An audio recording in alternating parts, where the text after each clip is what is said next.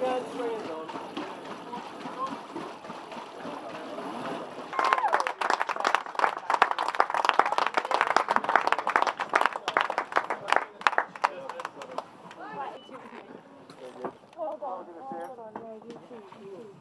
going? It's good.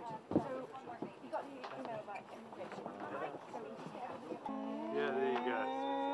There you go. Can't have better than that. Look at this big one.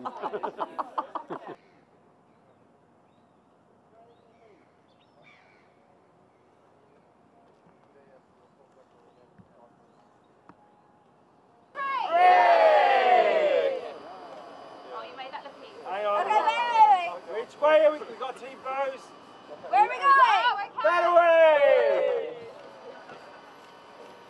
Yeah, it's been incredible. Like, well, I mean, 7 boats finishing within 5 or 6 hours of each other after 2 weeks of racing is, you know, you just don't get that anywhere else. And I mean, halfway through it, we crossed tacks with Great Britain and Northern Ireland on. They were going south, and I mean, we crossed maybe 15 boat lengths behind them, you know, after a week's worth of racing. So, yeah, you just don't get that in any other race. Well, at the moment, the sort of holy grail for Clipper is the 300-mile day, and I haven't looked through the logbook in detail yet, but I'm pretty sure we've had a 296 or 297-mile day. As ourselves and Henry Lloyd were coming up north from 42 south, and with our kites up and we were close on the breeze and we were just maxed out, full speed ahead sort of thing.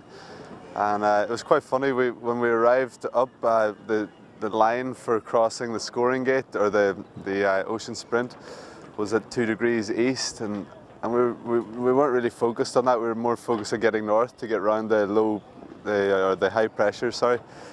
And we realised that the gate for that was 30 miles east, so we thought, oh, we'll jibe and see how we go, we'll try our luck sort of thing.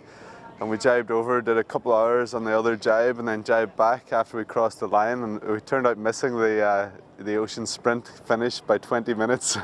And some of the guys sailed the rum line further north, and it had quite light winds for a lot of it. A few of us went further south, and we had pretty, well, much more extreme conditions. So I mean, it was different for everybody, but I think all in all, a great leg.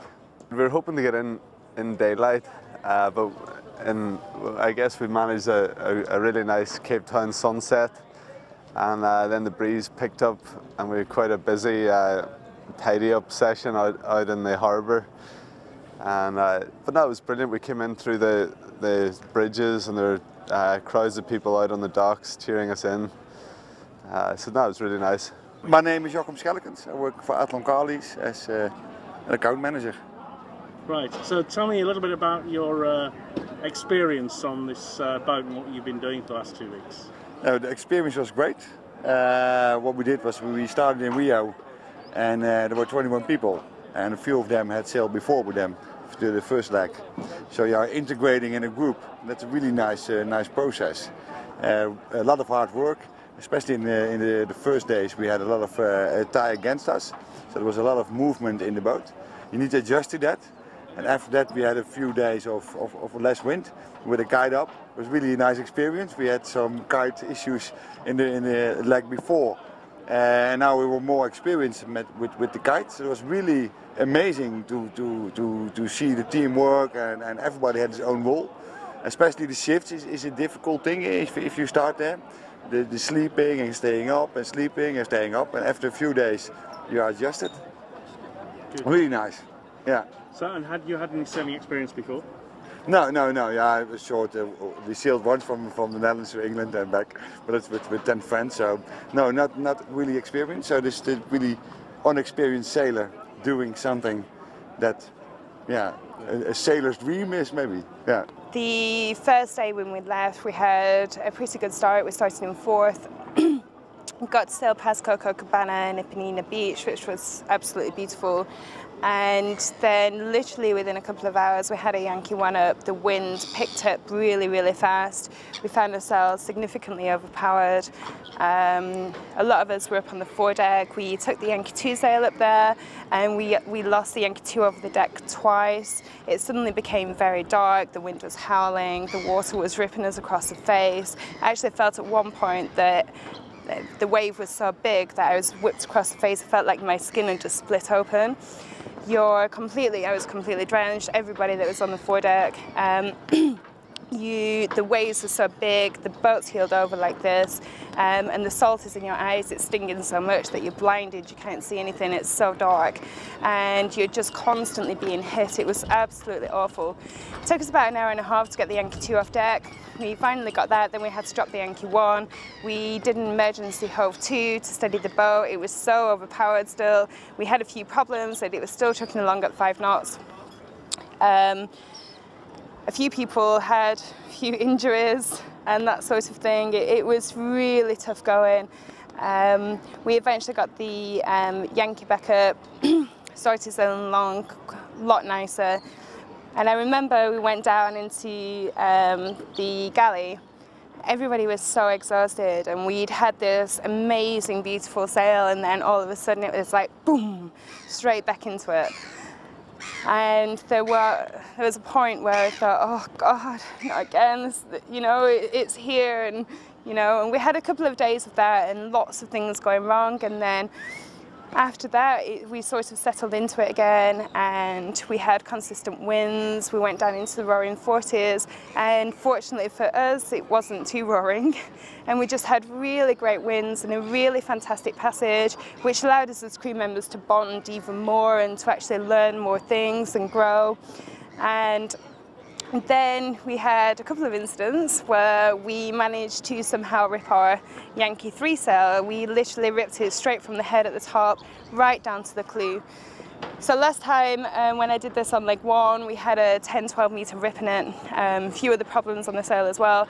This time we had a rip right from the top right to the bottom of the sail, and we were heeled over more than what we were last time. Fortunately, on this leg, we weren't just draining sweats the whole time, so it was a lot easier to deal with in terms of the heat. But it was just so long, and I looked at it and I thought, God, another 72 hours locked in the sail locker. But the pressure was on because we needed that sail back very, very fast. So it was hard again. I think again I got about 8 hours sleep in 72 hours, and it's really tough because your body just shuts down. And one of the hardest things apart from that, apart from the sleep deprivation that I find, is I really miss my crewmates on deck so much. And I run upstairs and I see if they're okay, and then I come back down and I'm like, no, not the sail again.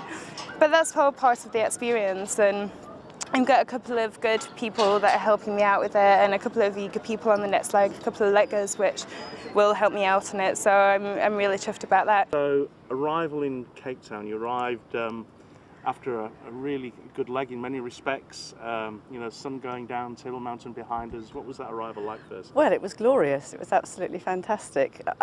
We were making very, very good speed towards Table Mountain and Cape Town early on, and then we hit that wind hole like everybody, and we sat there for ages, wondering whether we were going to drift into the TSS, wondering whether Derry were going to overtake us, but in the end all the tension spread away, and we got in relatively good time.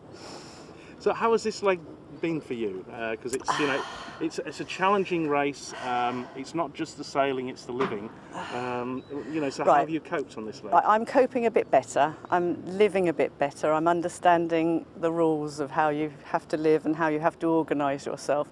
So I would say, with the first leg about 5 out of 10, moving up to 7 out of 10 now. Hopefully I can report in Albany I'm 10 out of 10. The sailing though, really good, getting better, getting a lot better, getting a lot more experience, and feeling a little bit, a lot more confident about what I can do. It is one of those sort of things that evolves, doesn't it? It's an experience that takes in nearly a year. Yes. And I guess it's sort of, I don't know, exploring and getting to know what it really means to do this. Yeah, I think it felt like a little bit more training really in the first leg, and a lot of recap of what we've already learned. And I would say that the training, whilst you do your very, very best, it still doesn't really prepare you for what the life is going to be like after weeks and weeks. And of course the first leg was horrendously long. This was great because we were really pleased to be making such good progress all the time really. Apart from that last wind hole, we were speeding along all the time, really feeling like we were getting somewhere, which was really motivating. So what were the sort of highlights for you on this last leg? I guess Gough Island was a little bonus. Tiny little island right in the middle of the South Atlantic, and we passed by within a mile of it.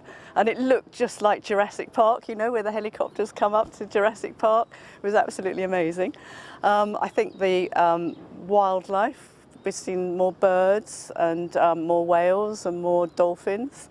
And then I think for me it's you know, getting to grips with things like dealing with the halyards, being really slick on the halyards, and really appearing to have a little bit of skill in helming. Surprise, surprise. So for you, what are the challenges you're hoping to master more? I suppose for me, I need to sort of still control myself when I get frustrated and when things get on top of me, and I'm the sort of person that just says it how it is. So I say, I can't bear this is awful, I can't bear this heeling over, I can't get into this bunk, this sort of thing.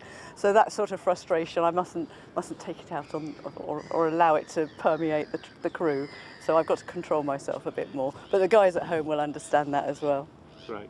So lots still to go in this. Yeah. Southern Ocean, again, in some respects, to well, come. Switzerland are getting better and better, aren't we? We're going up the table, we're doing better and better, we're getting better plans. So hopefully you'll see us showing a little bit better in the next race. Lovely. And plans for Cape Town? Are you hoping to sort of get a good chance to see the place? Yes, we've got a week, haven't we? Which is a real bonus because we only had 3 days in Rio. And my daughter's coming out. She's coming out in a couple of days, and so I hope to do a bit of the tourist bit with her. And you can see behind us Table Mountain and those first explorers, if you like, who arrived by sea, thought they'd arrived at paradise. Can you understand what they saw? Incredible. It must have been amazing. Yes, yeah. I mean, when you're out there in the ocean, you do think about the ancient mariners and what life was like for them, and how brave they were. How brave just to set out. Amazing.